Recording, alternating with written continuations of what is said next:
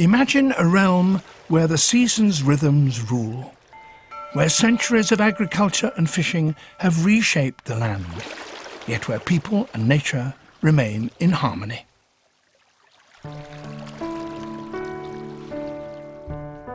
Sangoro Tanaka lives in just such a paradise.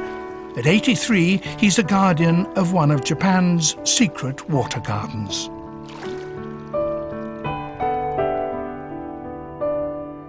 Over 1,000 years, towns and villages have developed a unique system to make springs and water part of their homes.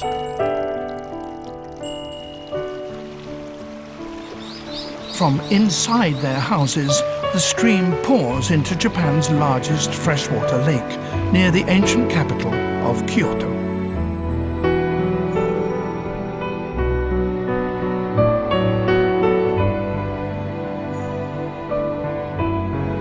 This is a habitat so precious, the Japanese have a special word for it: Satoyama, villages where mountains give way to plains.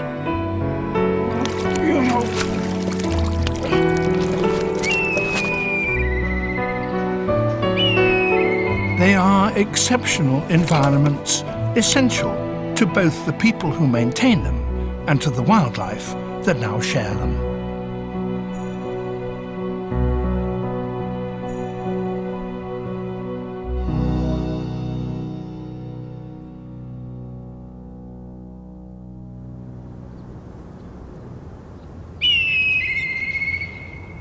Late February at Lake Biwa, an area 5 times the size of Paris. Its year has 4 distinct seasons.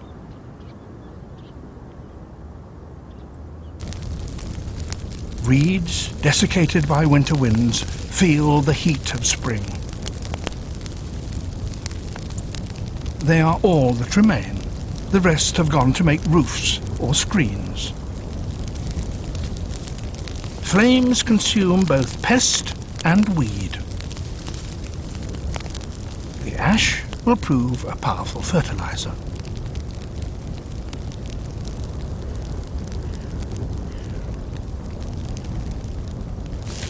Destruction creates the very conditions in which a wide range of species will eventually flourish.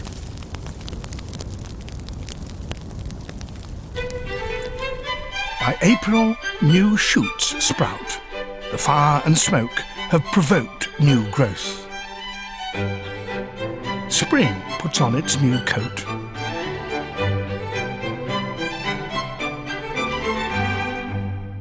Meltwater cascades from the mountains, swelling the lake till it brims over. Parched earth soaks into wetland.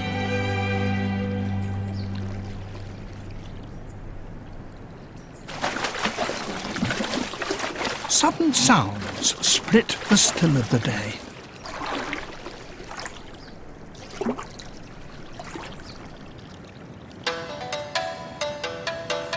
A chain of male carp dance after a female.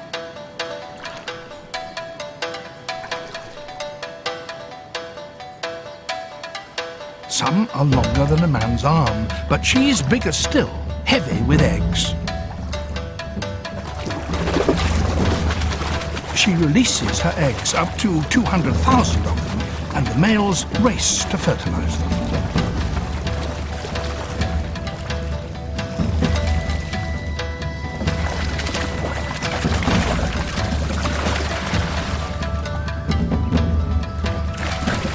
For the rest of the year, these carp inhabit the chill depths of the lake. But to spawn, they must seek warm shallows. Spring's rising energy is released.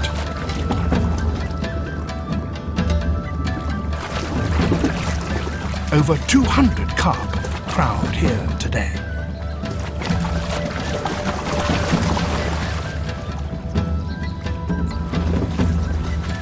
The conditions created by the firing of the marsh offer an ideal site for breeding.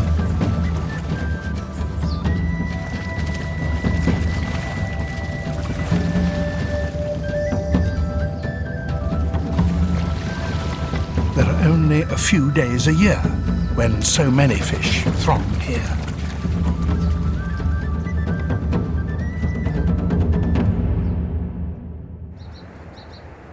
Sangoro the fisherman won't miss his chance. His methods, his 20-year-old boat, his bamboo pole, all are tried and tested.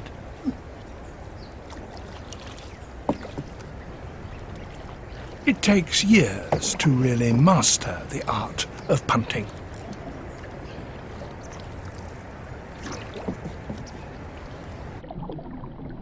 The river courses with fresh mountain torrents, but here and there natural springs well up from the bottom.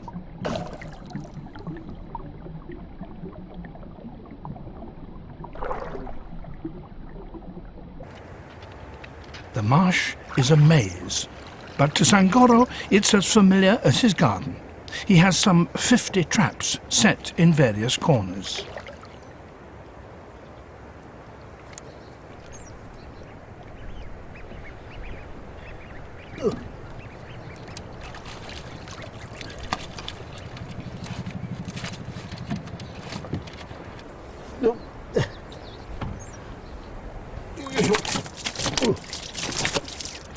The carp are Lake Biwa's spring gift. Sangoro only fishes from March to June, when the shoals retreat to the lake. He uses a simple snare of traditional materials. There's not even any bait. He just sinks a trap for the fish to swim into.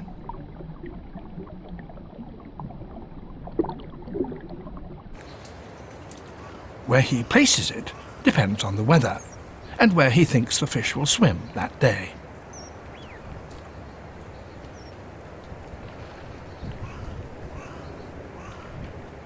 Intuition springs from long experience.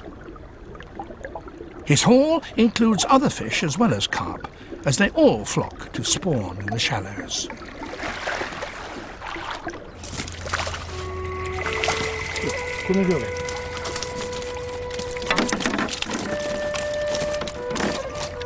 This trap is full of carp called crucians.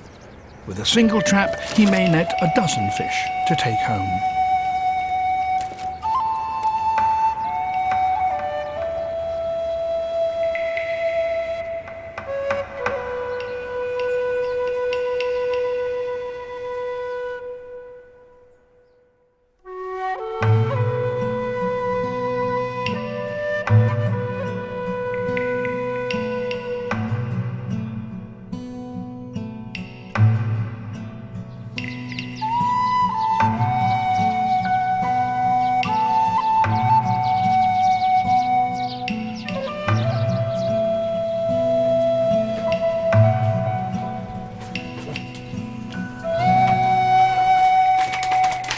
As soon as Sangoro returns, he prepares the fish for the table.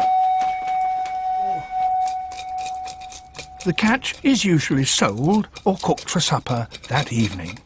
But today he's preparing funazushi. Funazushi is believed to be how sushi first started, perhaps 1,000 years ago. It's salted and fermented crucian carp and rice. It smells sour and takes a long time to make. First, salt your fish. Stand for 3 months. Mix with boiled rice to ferment. Leave another 6 months. The ingredients, rice and fish, are the key items of the Japanese diet.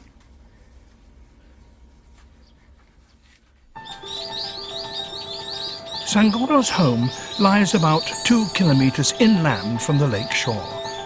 Water from boreholes under the village is piped into the houses.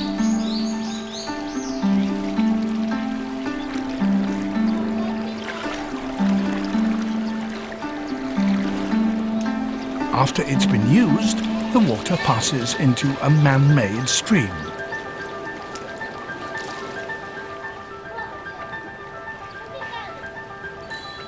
what could be a barren canal teems with hidden life.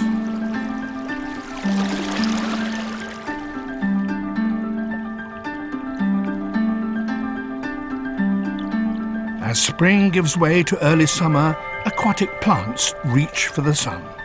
This one takes its name from the tree flower it resembles, the plum flower underwater buttercup.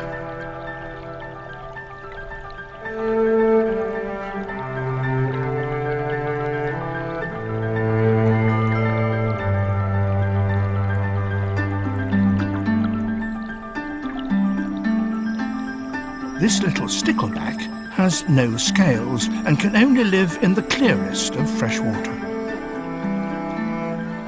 It normally prefers cold northern currents. This is the furthest south it's found.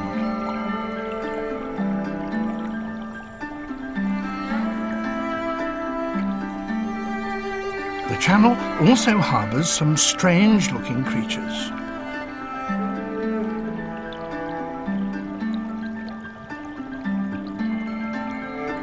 Brook lampreys, primitive jawless fish that resemble eels. A river crab discovers just how slippery lampreys are. The channel through the village is home to creatures large and small. The water sustains people too, and in turn they use it sustainably.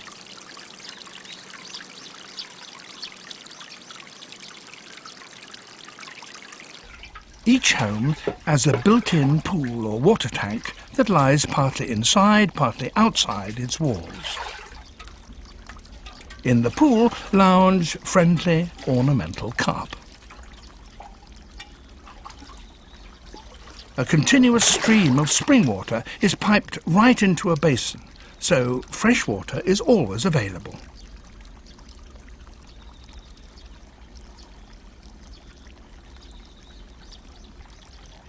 The carp are not purely ornamental, nor are they to be eaten. People rinse out pots in the tanks and clean their freshly picked vegetables. If they simply pour the food scraps back in the water, they risk polluting the whole village supply.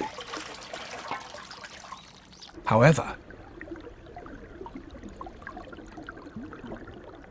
carp can scour out even the greasy or burnt pans.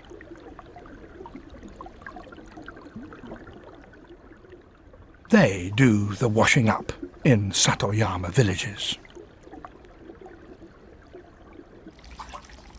This traditional arrangement is called the riverside method. It's used all over Japan.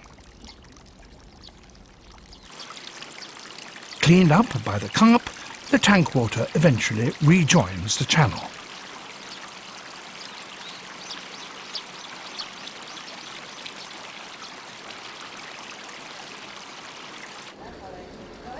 For some wildlife, the man-made creek provides an ideal place to raise young.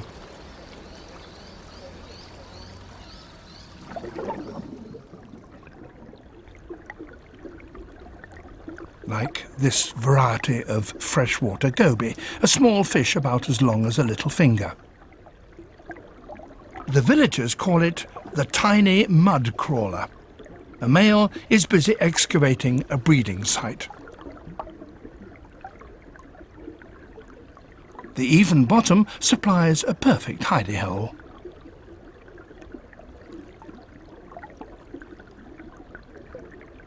As always, the best locations are highly sought after. Here comes another male. He'd like to move in. And he's prepared to fight for it.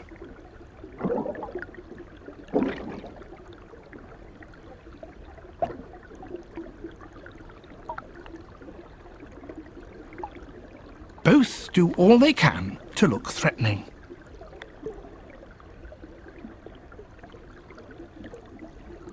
Opening their mouths and erecting their dorsal fins to look bigger.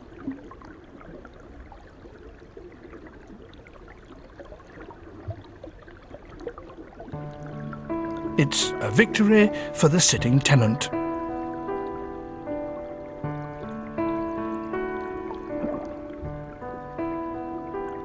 There's another goby behind him.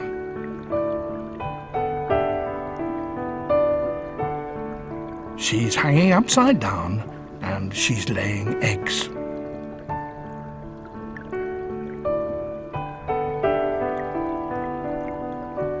The victory over the den gave her a place to spawn in safety.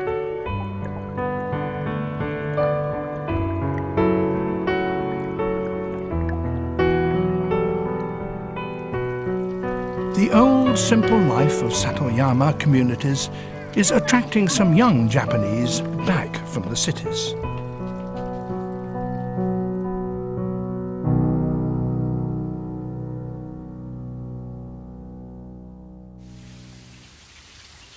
It's June, 4 months after the hungry flames licked the air. Reeds that rose from the ashes now reach overhead. The marshy landscape takes on its summer look.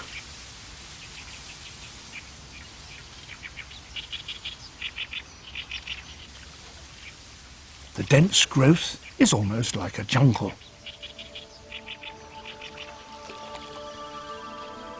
A world filled with tiny lives.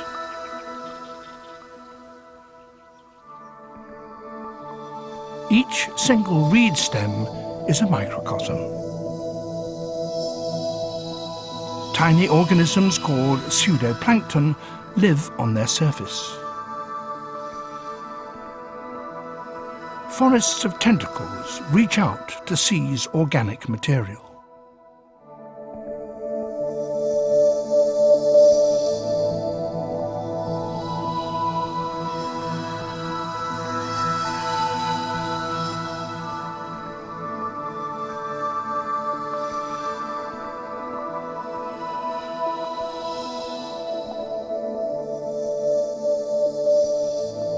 Earlier, in spring, young carp hatched in the flooded fields.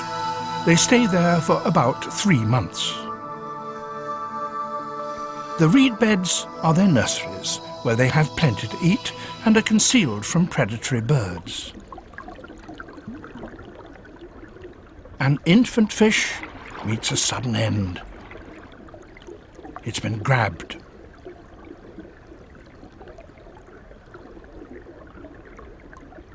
The attacker is the larva of Japan's largest dragonfly.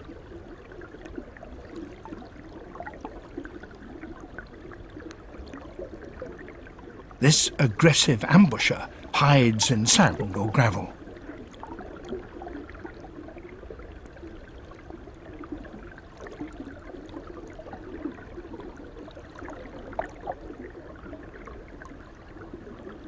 Only its head protrudes as it lies in wait for its prey.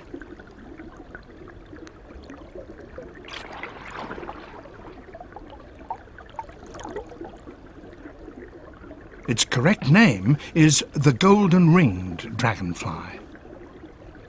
But to the Japanese, and to Sangoro, in its adult form, it's the king of dragonflies.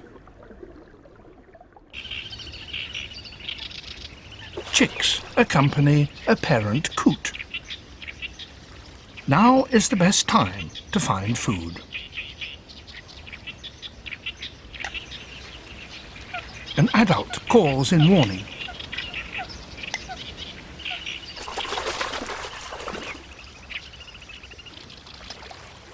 The cause? The coot's #1 enemy, a weasel, egg thief and baby coot snatcher. A narrow escape. Waterfowl have to guard against foxes and snakes too. For safety, grebes make floating fortresses anchored to firmly rooted plants.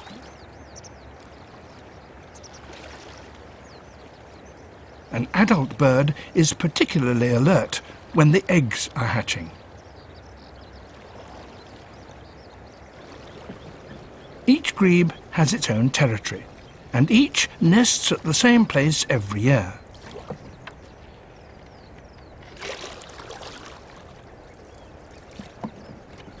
Here comes Sangoro. The birds know him already. This is his regular route.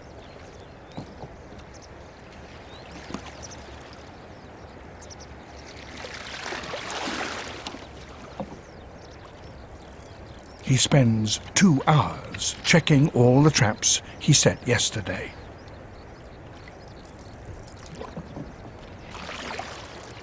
His work done, Sangoro returns to the landing stage.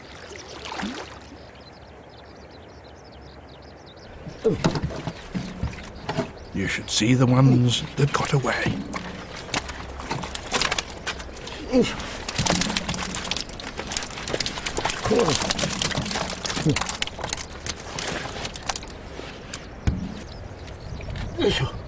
Turning muddy banks into reed beds has paid dividends. He has nearly 50 fish in all, of 8 different types.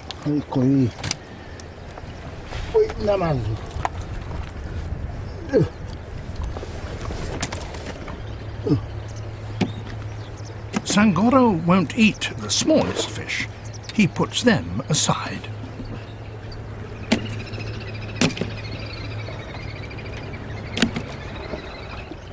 He will share his good fortune. This grey heron knows what will happen next. Sangoro finishes cleaning out his boat, and another pair of eyes watches his every move. Each fishing season, this kite pays Sangoro a visit. When Sangoro leaves, the grey heron doesn't wait any longer.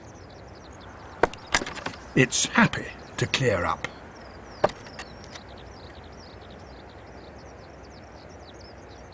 Sangoro left the tiddlers for the birds. It's his way of sharing nature's riches with those around him.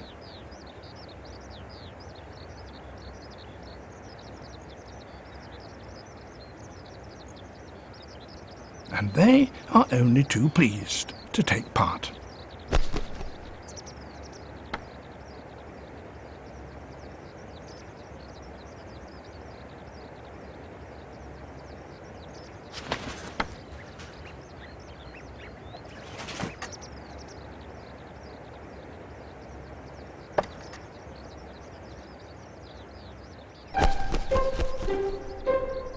The kite will take the fish back to hungry chicks.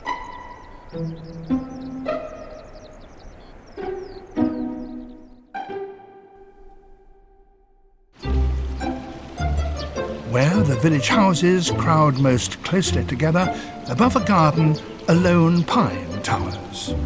On a branch is a large nest.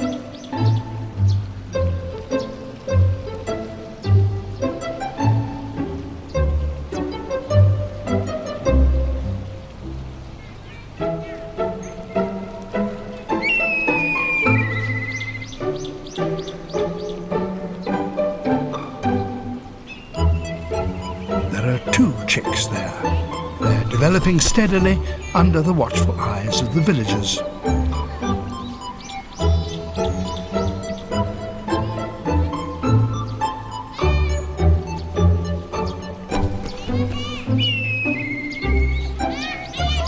Sangoro's gift is a token of the village's close ties with wildlife.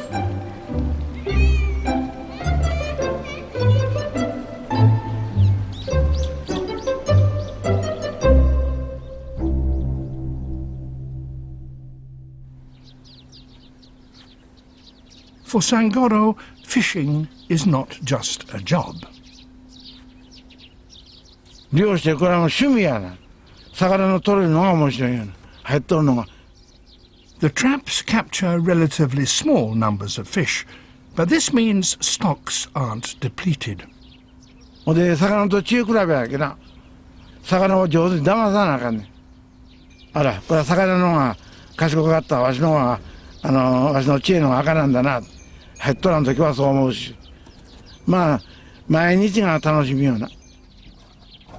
Taking from nature without exhausting its supply is practiced throughout Satoyama.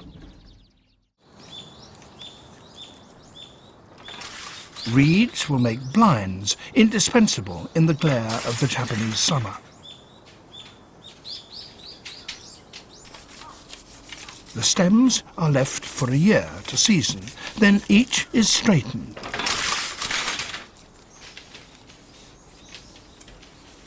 Local materials find a use locally.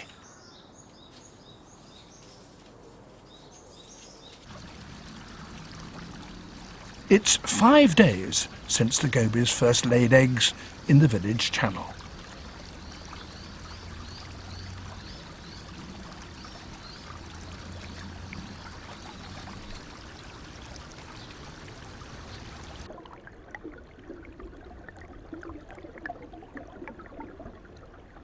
The male is still around.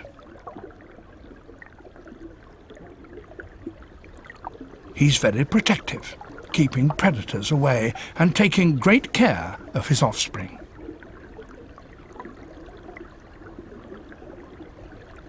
Golden eyes peer out of the egg capsules. They're ready to break out.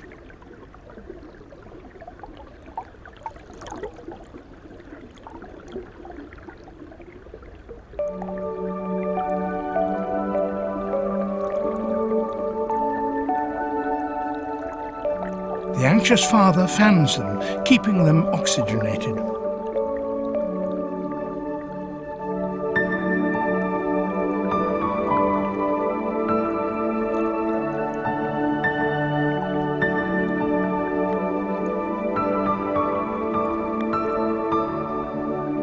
The newly hatched young are barely the size of a match head. Tiny as they are, they're about to embark on a journey.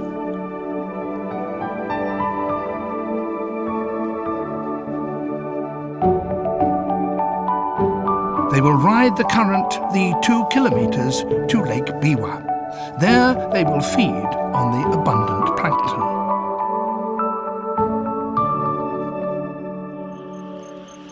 At the same time, another new life is about to undergo a striking change.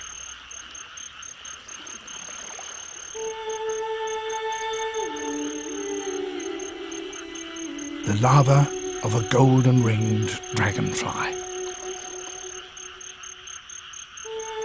In the dark, hidden from predators, it quietly begins its metamorphosis.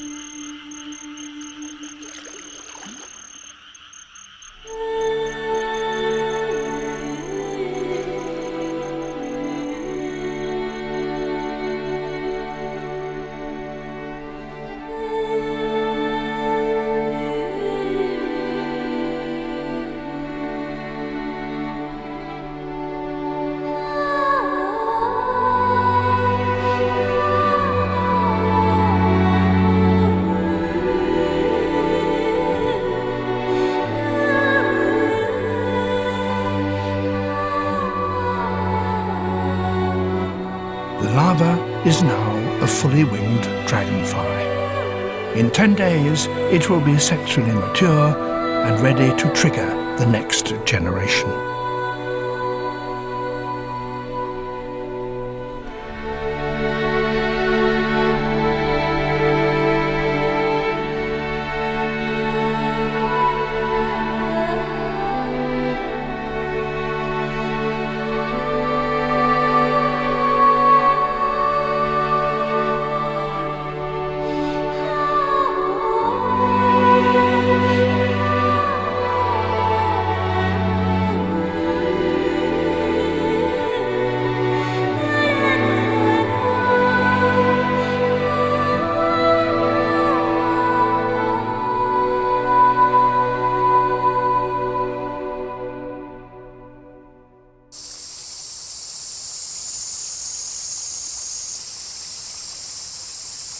In the sticky heat of mid-July, villagers gather.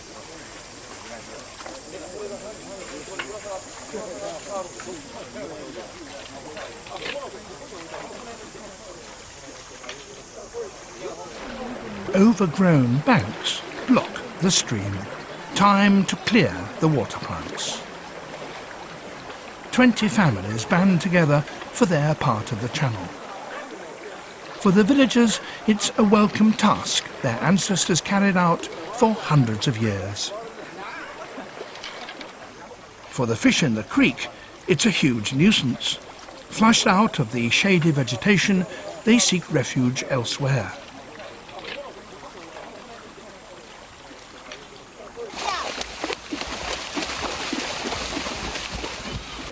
It's the children's big moment.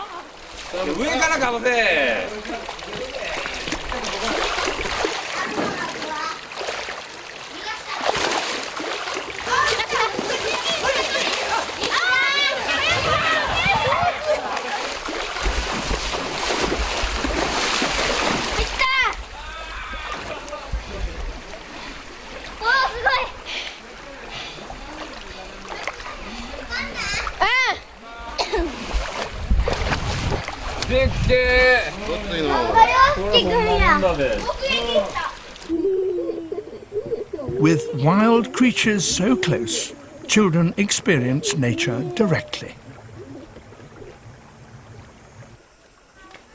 Fish and birds are an everyday part of their lives.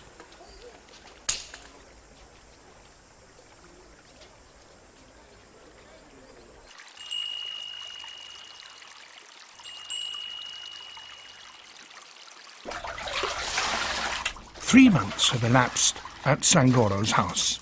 Sangoro's wife, Chikano, washes the fish salted in spring.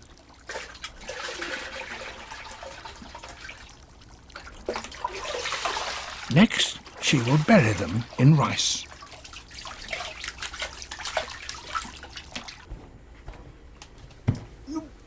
Sangoro's job is the back-breaking bit.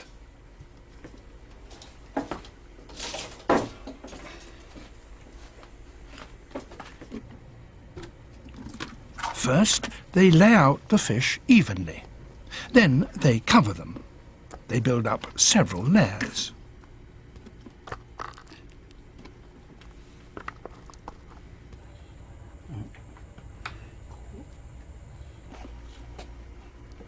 The rice starch feeds microorganisms that cause fermentation.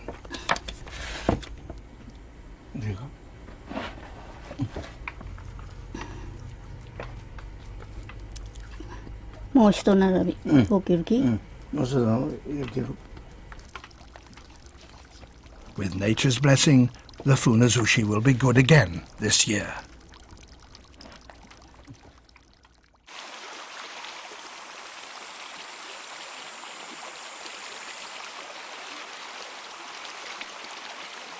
After the clean-up, the channel runs smooth and clear.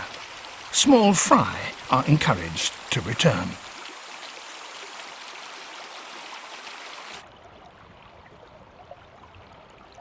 The young gobies are now the size of a fingernail, 10 times as big as they were.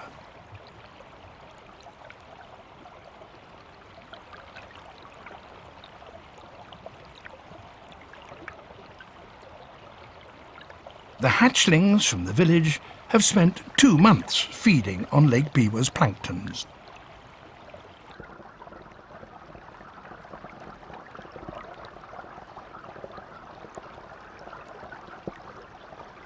They press on upstream. No obstacle deters them, not even vertical walls.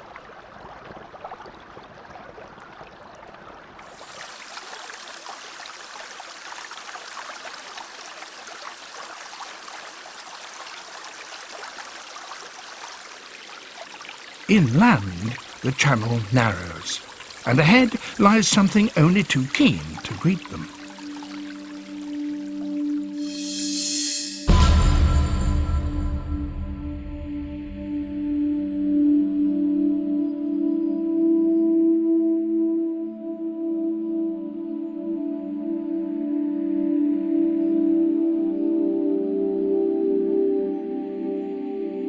It's a Japanese keelback.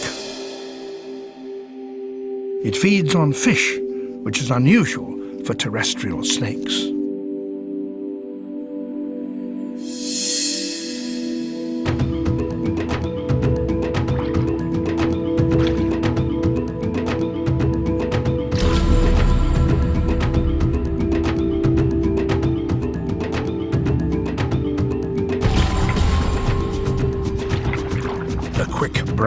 keelback catches the lazy goby.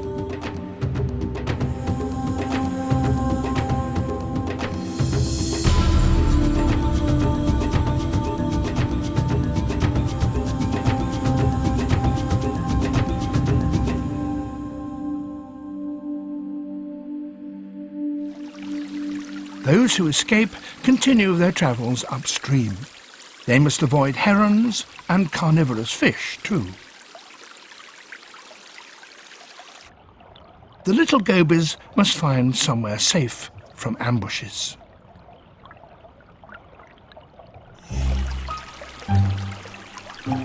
They bump into a row of fence posts. Inside are carp, which won't attack them.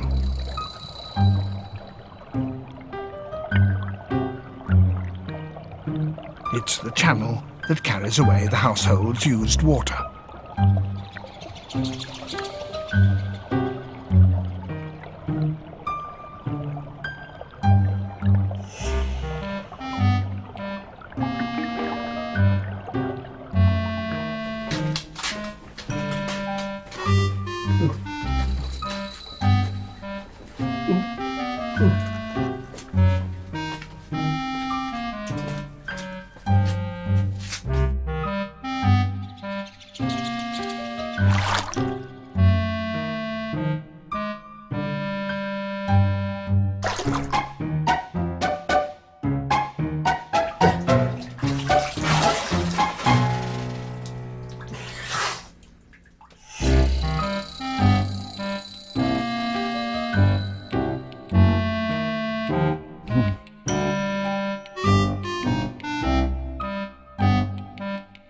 Sangoro's pool offers the young goby sanctuary, even if he will have to do the dishes.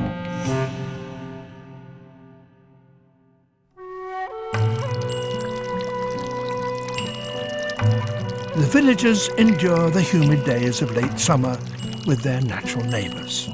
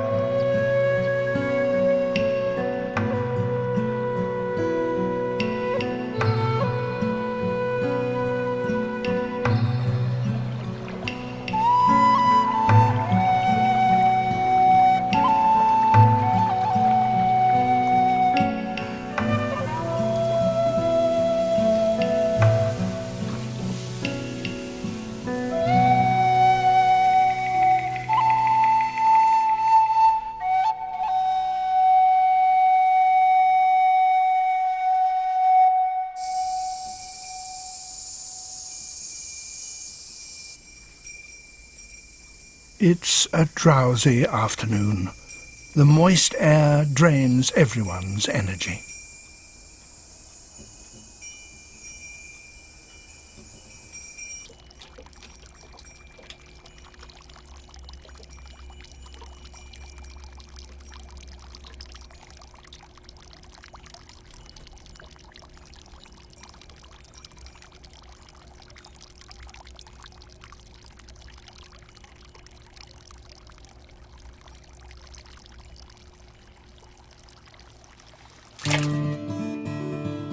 The temperature of the spring water in the house pools remains a constant pleasure.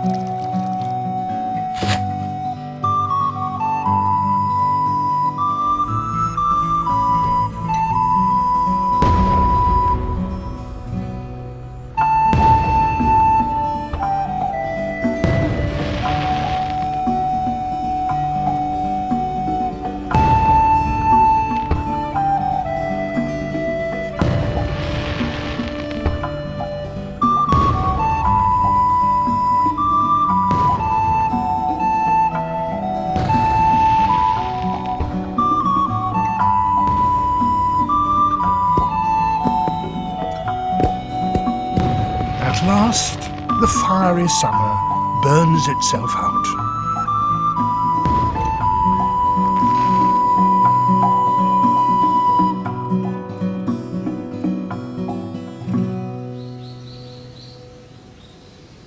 Autumn brings welcome fresh breezes. It's time to gather rice, the staple food of the Japanese. As the rice dries in the autumn sun, the smell of hay spreads across the fields.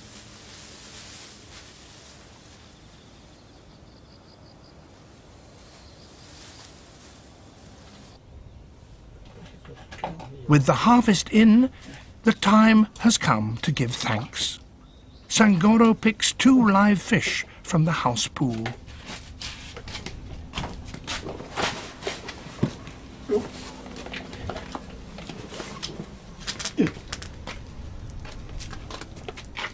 They will survive. But tomorrow is the day the god of the rice paddy goes back to the mountains. He won't depart without being given offerings: rice cakes, sake, white radishes, and the fresh fish.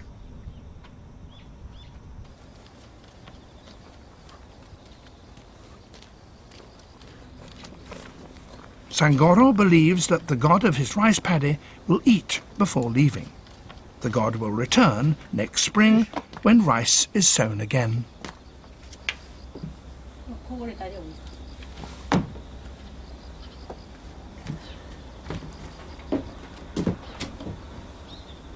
Each element in nature has its own god. Every tree, rock, and stream. 8 million gods of nature in all. Prayer and ritual express Sangoro's gratitude. He's almost totally self-sufficient, thanks to the gifts of nature.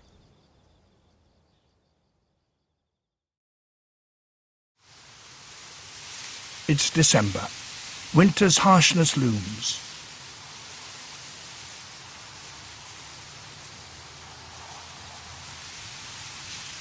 Bitter winds start to gust from the lake. Sturdy green gives way to brittle gold. 9 months have passed since the scorched earth sent out shoots.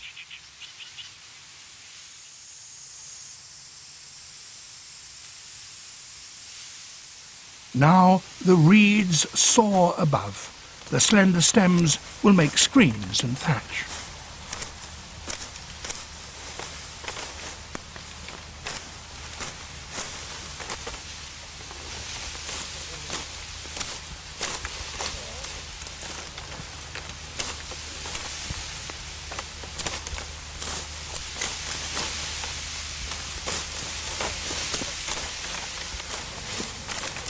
The farmers cut carefully.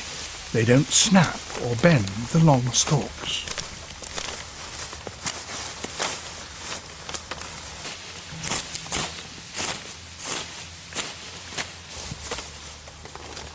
Practice has made them perfect.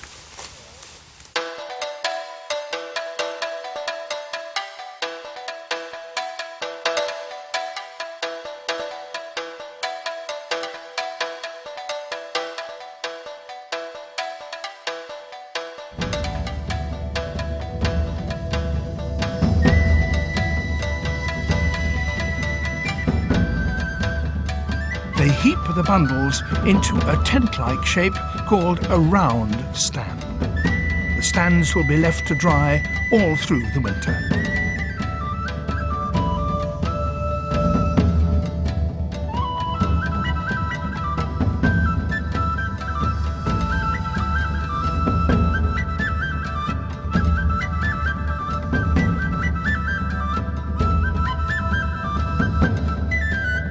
The stands are visible reminders of the close connection between the farmers and the environment they have created.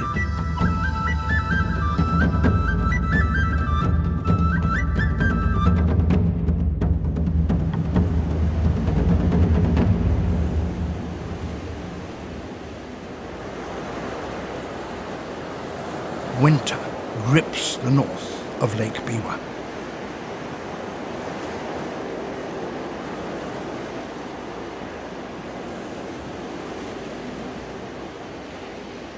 The reed beds show no sign of life.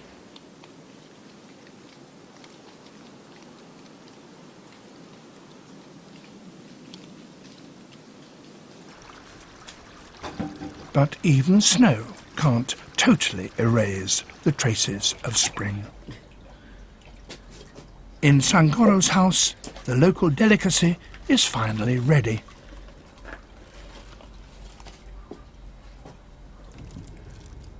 He caught the carp in his trap in spring.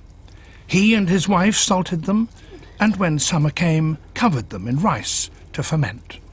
Now a further 6 months have passed.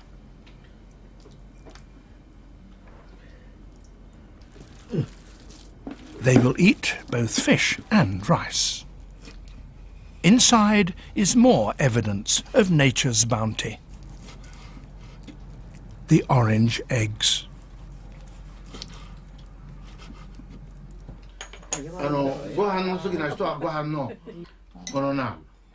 Sangoro invites his neighbors to share the funazushi.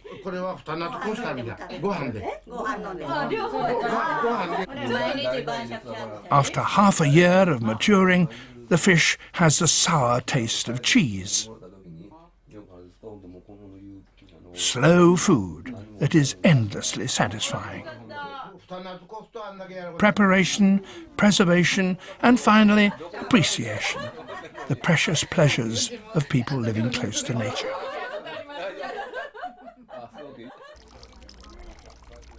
Right next to their dining room, there is the basin full to the brim.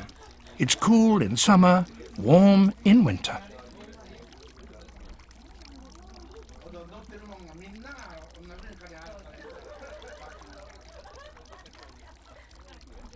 The Japanese describe tight-knit relationships as being as close as water and fish, intimate and inseparable.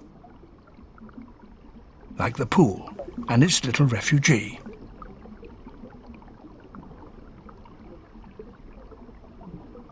The goby sits in a quiet corner, waiting for spring.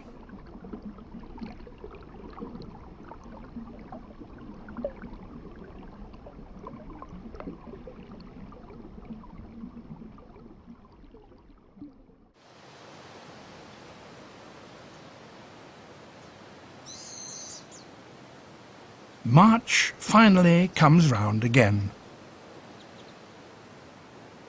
The reed beds have slept throughout the winter. Now the first rays of sun coax warmth into them.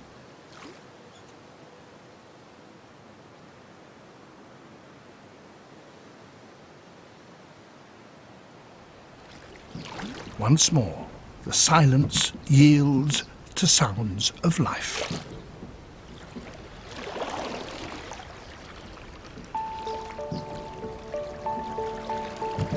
As the rhythm of the year picks up, so do lives, human and animal.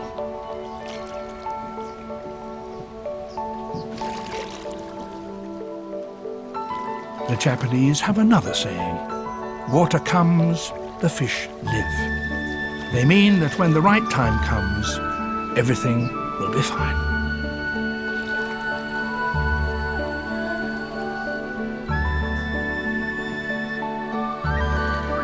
Sangoro knows that in the way of Satoyama, everything has its season.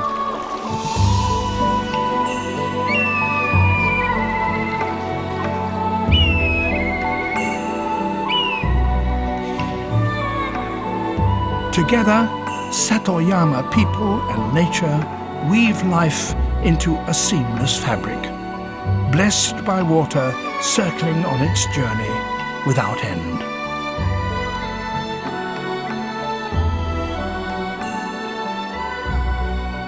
A new season, a new year, a new cycle. All begin in Japan's secret water garden.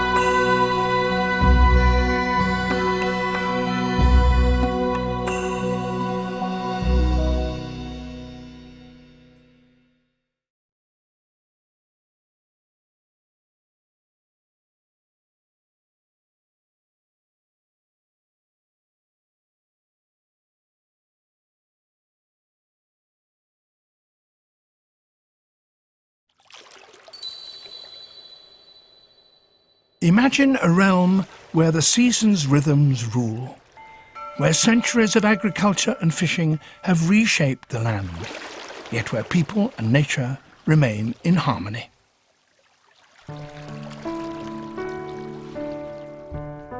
Sangoro Tanaka lives in just such a paradise. At 83, he's a guardian of one of Japan's secret water gardens.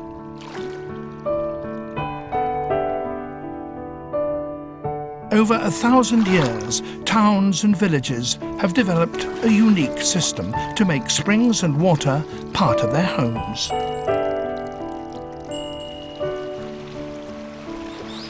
From inside their houses, the stream pours into Japan's largest freshwater lake, near the ancient capital of Kyoto.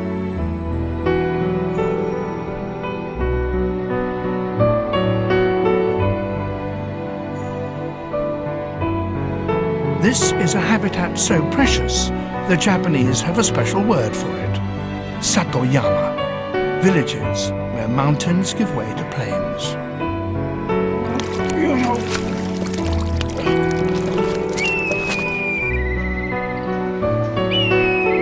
They are exceptional environments, essential to both the people who maintain them and to the wildlife that now share them.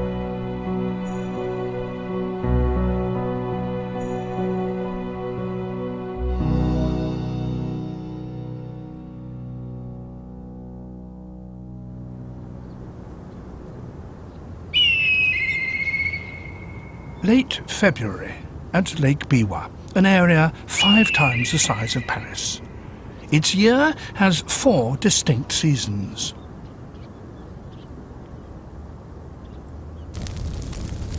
Reeds, desiccated by winter winds, feel the heat of spring. They are all that remain. The rest have gone to make roofs or screens. Flames consume both pest and weed. The ash will prove a powerful fertilizer.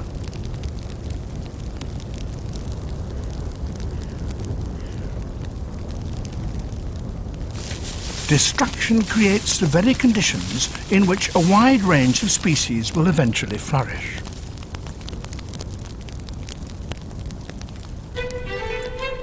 By April, new shoots sprout. The fire and smoke have provoked new growth. Spring puts on its new coat.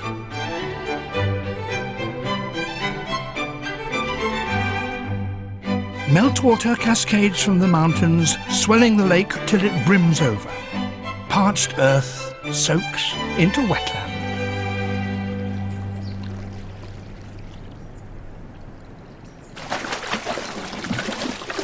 Sudden sounds split the still of the day.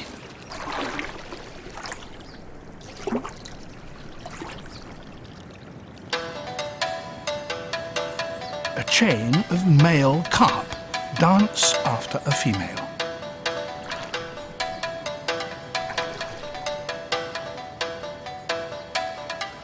Some are longer than a man's arm, but she's bigger still, heavy with eggs.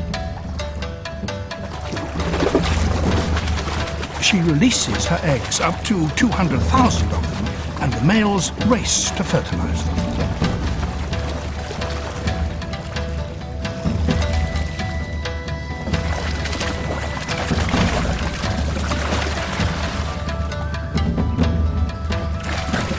For the rest of the year, these carp inhabit the chill depths of the lake. But to spawn, they must seek warm shallows. Spring's rising energy is released.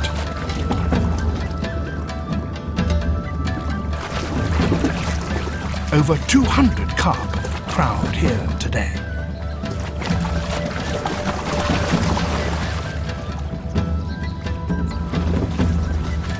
The conditions created by the firing of the marsh offer an ideal site for breeding.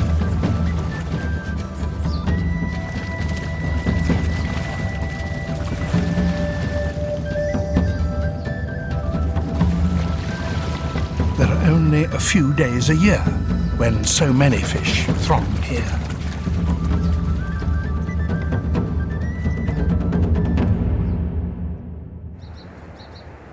Sangoro the fisherman won't miss his chance. His methods, his 20-year-old boat, his bamboo pole, all are tried and tested.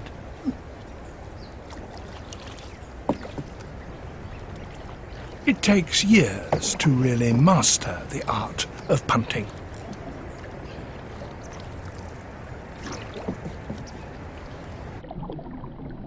The river courses with fresh mountain torrents, but here and there natural springs well up from the bottom.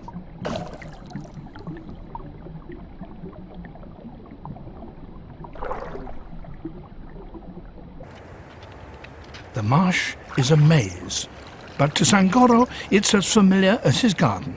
He has some 50 traps set in various corners.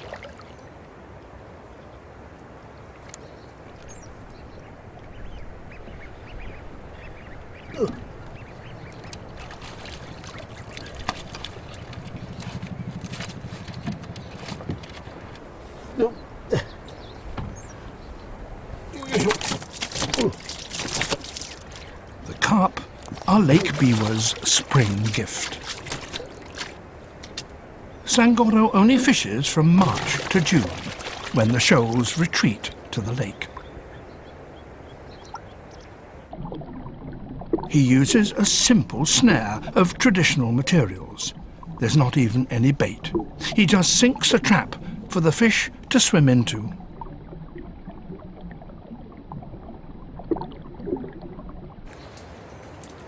Where he places it depends on the weather and where he thinks the fish will swim that day.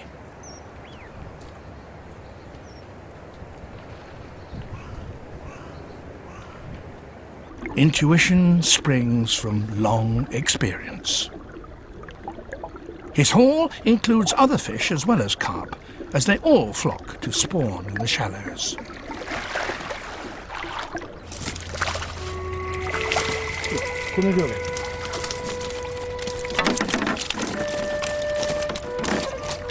This trap is full of carp called crucians. With a single trap, he may net a dozen fish to take home.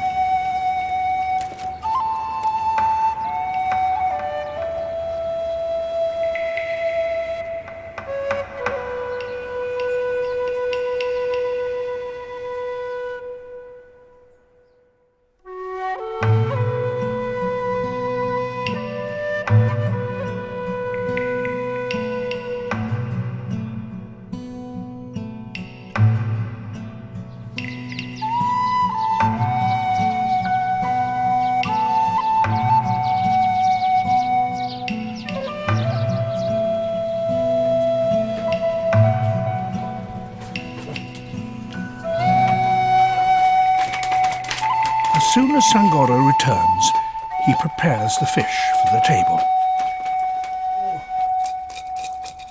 The catch is usually sold or cooked for supper that evening. But today he's preparing funazushi. Funazushi is believed to be how sushi first started, perhaps 1,000 years ago. It's salted and fermented crucian carp and rice. It smells sour and takes a long time to make. First, salt your fish. Stand for 3 months. Mix with boiled rice to ferment. Leave another 6 months. The ingredients, rice and fish, are the key items of the Japanese diet.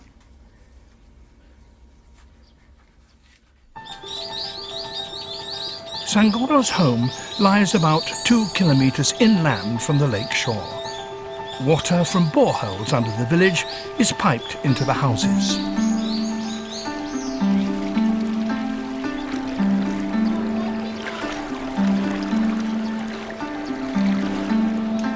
After it's been used, the water passes into a man-made stream.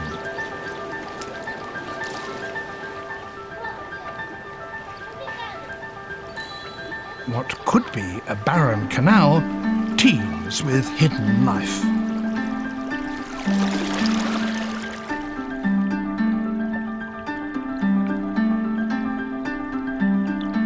As spring gives way to early summer, aquatic plants reach for the sun. This one takes its name from the tree flower it resembles, the plum flower underwater buttercup.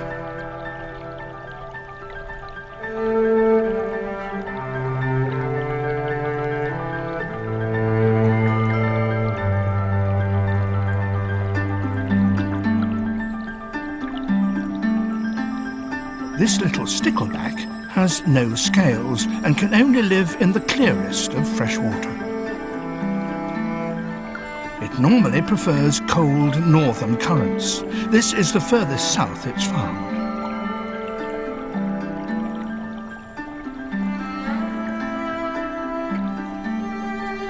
The channel also harbours some strange-looking creatures.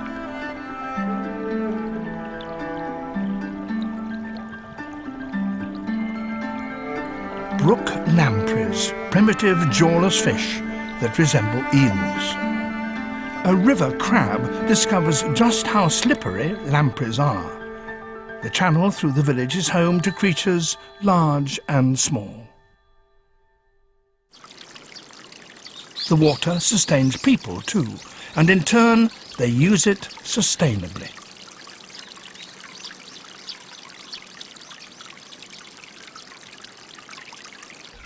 Each home has a built-in pool or water tank that lies partly inside, partly outside its walls. In the pool lounge friendly, ornamental carp. A continuous stream of spring water is piped right into a basin, so fresh water is always available.